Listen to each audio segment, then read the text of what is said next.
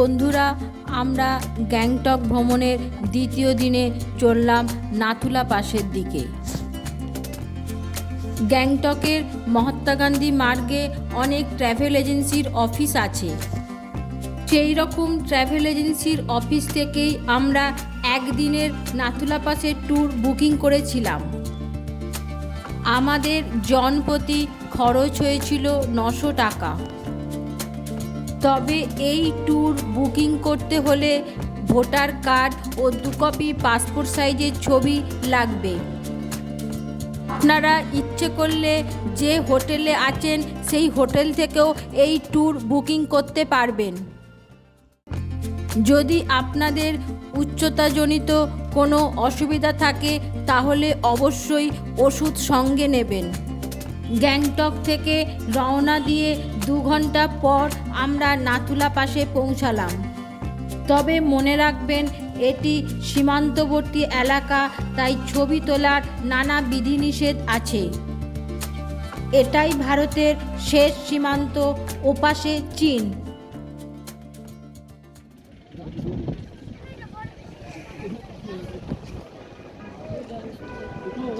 বন্ধুরা, আমরা এসে এখন পৌঁছেছি নাথুলা পাসে। এটার উচ্চতা হচ্ছে 14,140 ফিট এবং এটা ভারতের শেষ সীমান্ত। বরফগুলো জমে আছে।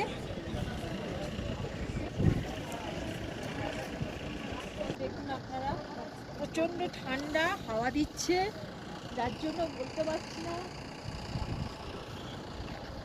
এটা হচ্ছে নেপালের ছবি দেখা যাচ্ছে।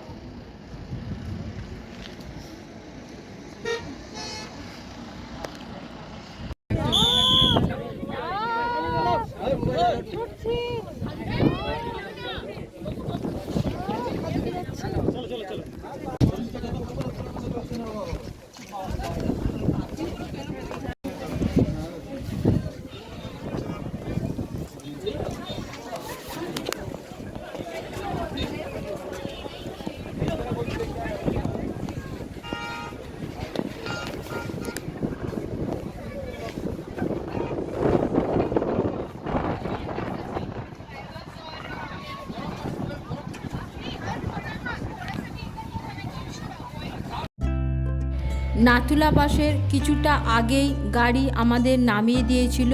ওখান থেকে কিছুটা হেঁটে নাথুলা পাস যেতে হয়েছিল।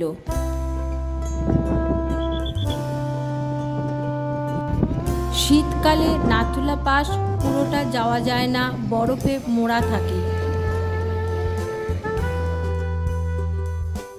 এরপরে আমাদের যাত্রা শুরু হলো বাবা মন্দিরের উদ্দেশ্যে।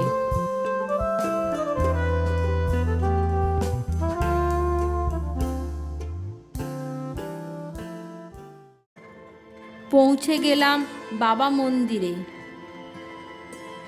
1946 সালে অধুনা পাকিস্তানের পাঞ্জাব প্রদেশে বাবা হরভজন সিং জন্মগ্রহণ করেছিলেন। পরবর্তীকালে তিনি পাঞ্জাব রেজিমেন্টে যোগ দেন। 1968 সালে এই নাথুলা পাসে কর্তব্যরত অবস্থায় তিনি নিখোঁজ হন। পরবর্তীকালে তার মৃতদেহ খুঁজে পাওয়া যায়। আর স্মৃতি রক্ষার্থেই এখানে এই মন্দিরটি তৈরি হয়েছে। এখানে বিএসএফ এর অফিস আছে। বাবা মন্দিরের প্রসাদ নেওয়া যায় এবং আমরা এখান থেকে 40 টাকা দিয়ে একটা 2 লিটারের জল কিনলাম।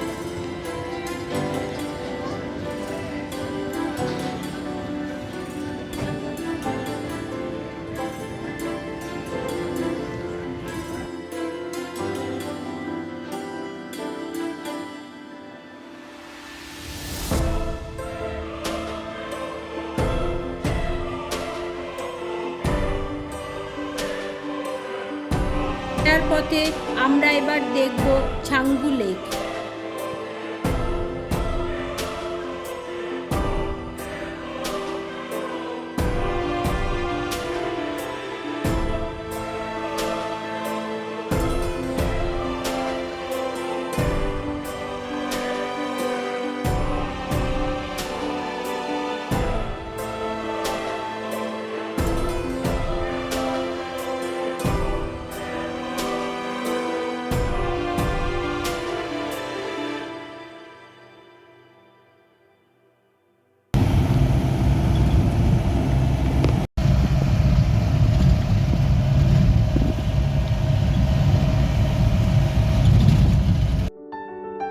ছাঙ্গু লেক দর্শনের আগে এই শিব মন্দিরটি দেখলাম।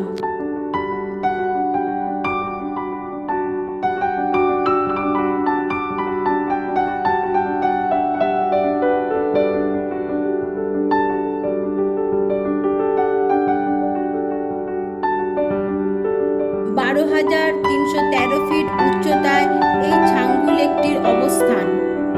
স্থানীয় মানুষদের কাছে এই লেকটি অত্যন্ত পবিত্র।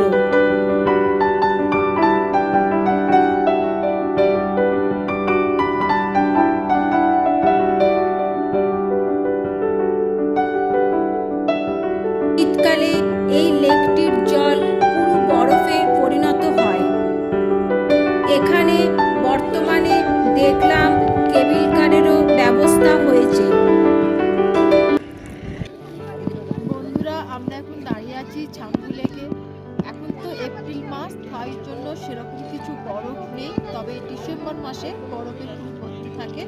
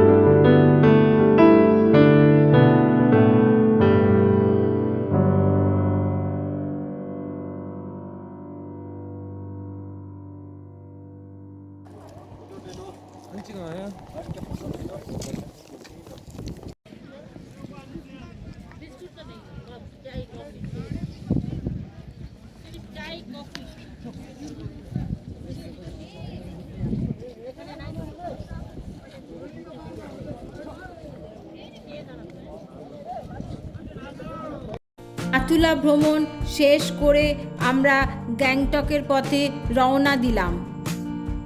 ভিডিওটি ভালো লাগলে চ্যানেলটি সাবস্ক্রাইব করবেন এবং শেয়ার করবেন। আর হ্যাঁ, লাইক দিতে ভুলবেন না।